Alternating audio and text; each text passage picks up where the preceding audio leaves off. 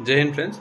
देखिए, समझते हैं कि मनी कितने प्रकार के होते हैं। मनी 5 प्रकार के होते हैं। सबसे पहले मनी होता है क्रेडिट मनी। क्रेडिट मनी वो मनी होता है जो हम आपको उधार में देते हैं।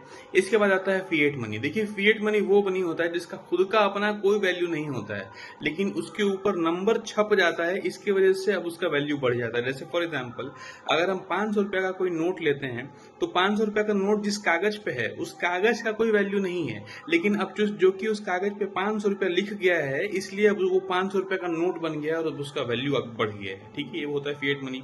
उसके बाद होता है मेटालिक मनी। मेटालिक का मनी मतलब वो मनी होता है जो कि लोहा, तांबा या किसी भी मेटल से बना होता है, उसको बोलते हैं मेटालिक मनी।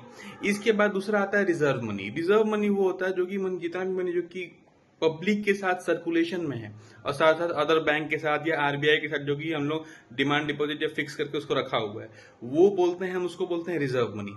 और इसके अलावा एक आता है, पांचवा आता है जिसको बोलते हैं टोकन मनी। देखिए, टोकन मनी वो मनी होता है जिसको बनाने का लागत कम हो लेकिन उसका वैल्यू ज्यादा हो। फॉर एग्जाम्पल, अगर हम 10 रुपए का सिक्का लेते हैं तो सिक्का मेटल से बना होता है। अब मेटल को गला के पिघला के जब वो सिक्का का आकार दिया जाता है तो उसको इस प्रोसेस में खर्च उतना नहीं आता। मान लीजिए खर्च 2 रुपए 3 रुपए आता है, लेकिन अब उस सिक्का के ऊपर 10 नंबर, जो नंबर 10 है वो 10 नंबर छप गया, इसलिए अब उसका सिक्का का वैल्यू 10 रुपया हो जाता है। इसी को बोलते हैं कि उसका लागत बनाने का कम है पर उसका वैल्यू ज्यादा है, इसीलिए उसको बोलते हैं हम लोग टोकन मनी। ठीक है, जय हिंद।